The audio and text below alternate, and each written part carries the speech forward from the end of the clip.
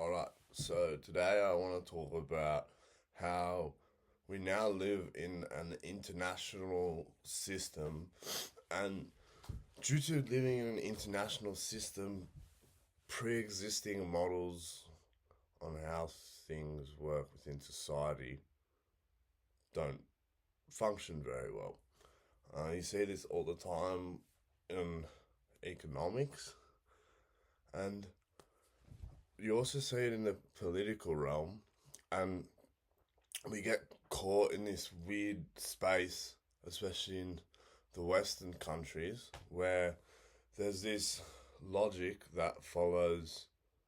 I know, at least in Australia, um, the Anglosphere, the English speaking countries, there is a issue where the countries have signed various pieces of international law or have um, tried to achieve various goals within the UN, such as helping refugees. And then these things are now being gamed and leading to a deterioration within society.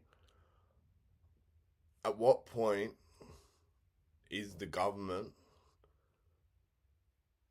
to merely take care of those people who are within the country versus to what extent do they owe duty of care to people from outside the country?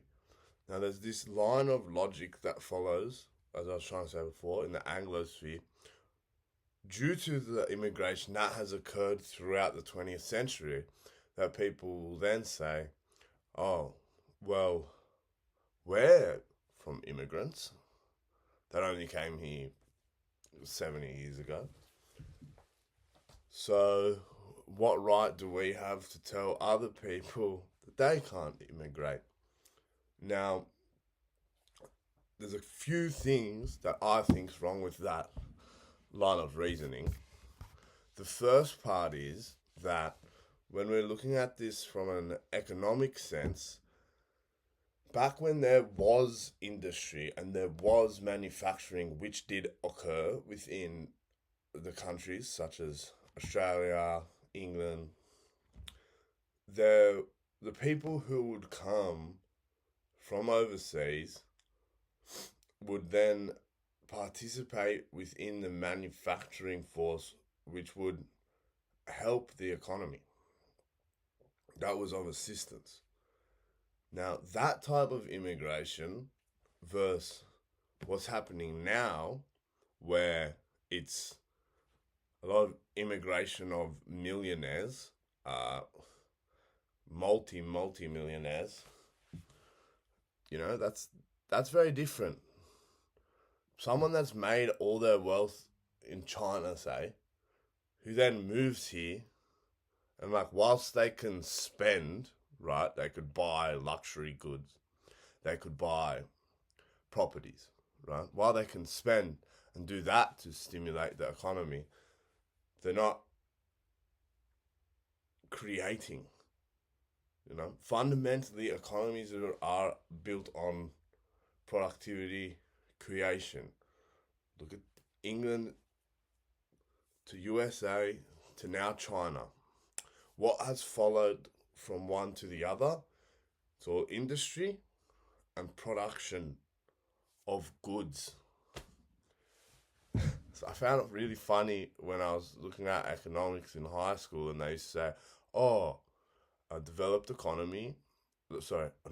economy has a high agricultural sector, low sector of services, and then as the economies develop, they turn to being service-based. But services don't necessarily provide any tangible things. There's no good produced that then actually increases productivity. I think it's pretty easy to follow, and you look at the changing world order, and you look at how that's changed through manufacturing, through creating actual things. So, in respect to the immigration dilemma, so you've got that end of people coming in, and tying back in with the international law, you then have people who are coming, receiving welfare, being put in hotels. You see this all over the world. Like, I'm not sure how much it happens in Australia.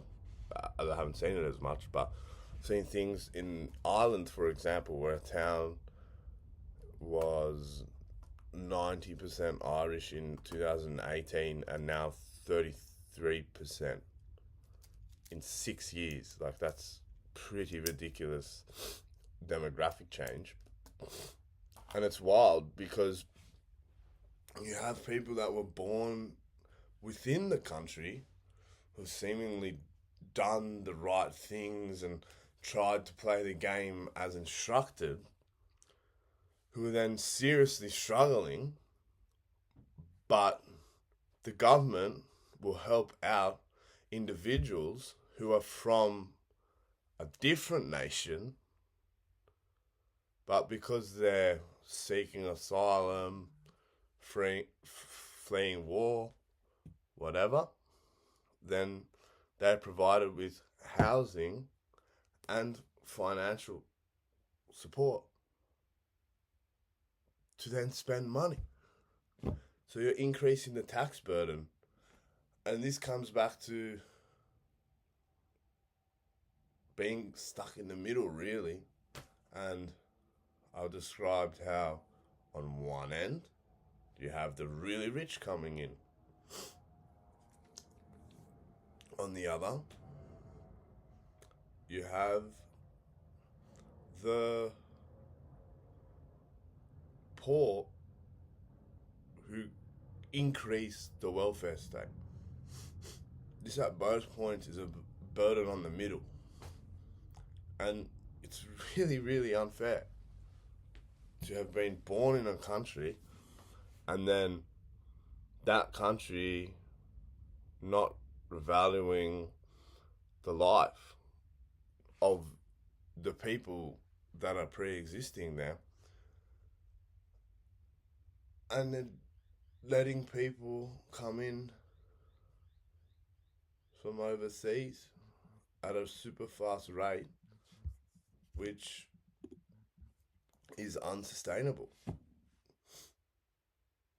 I know in Australia, look at the immigration statistics. I mean, it's after every country.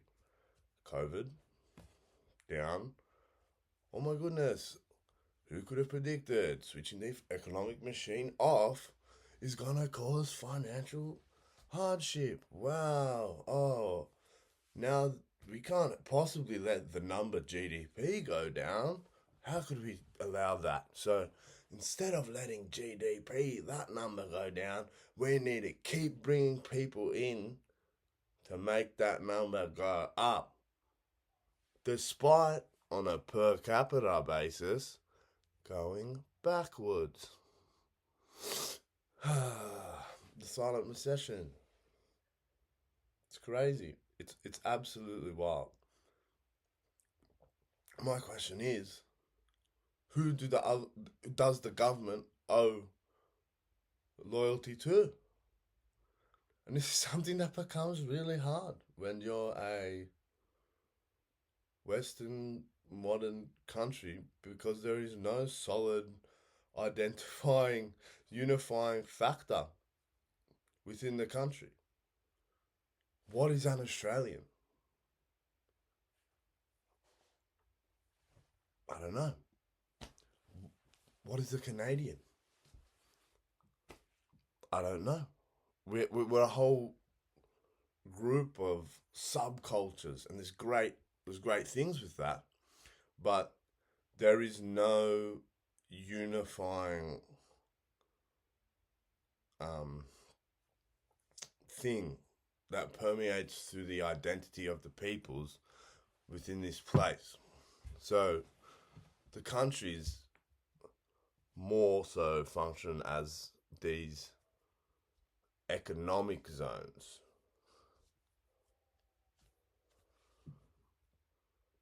Yeah. So it's quite the conundrum. But I do think that the priority of the nation should be the people within the nation first. Let's sort out the issues we're having. But hey, how you gonna sort things out when you're judging the world through numbers, trying to financialize everything? How's that work? You cannot quantify love.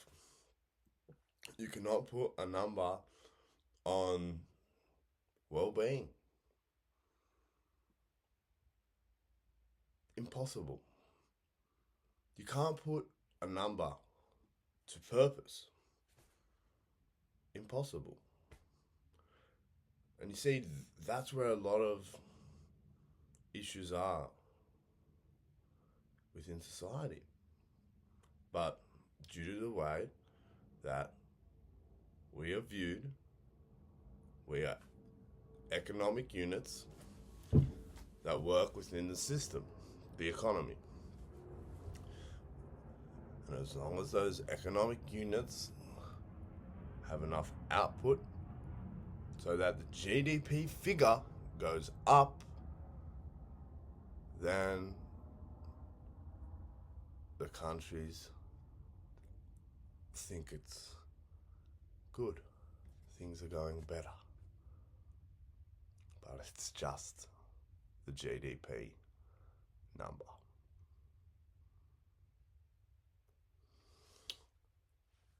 Not sure. Like, open for anything. You know, if anyone comes across this, got some ideas, please leave them in the comments. I just note this is one conundrum I've noticed, and yeah, you know, not easy to solve. Not sure what the right answer is. To whom do we owe help? But for me, it does seem a bit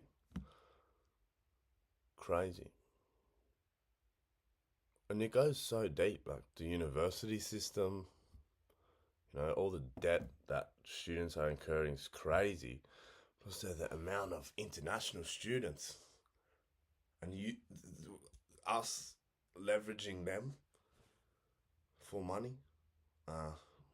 It's a bit sickening how the universities do that and how much they charge, how much they seem to love the international students, and then how that also works within our workforce. No good. Anyway, these are just some things that I was thinking of today. Thanks.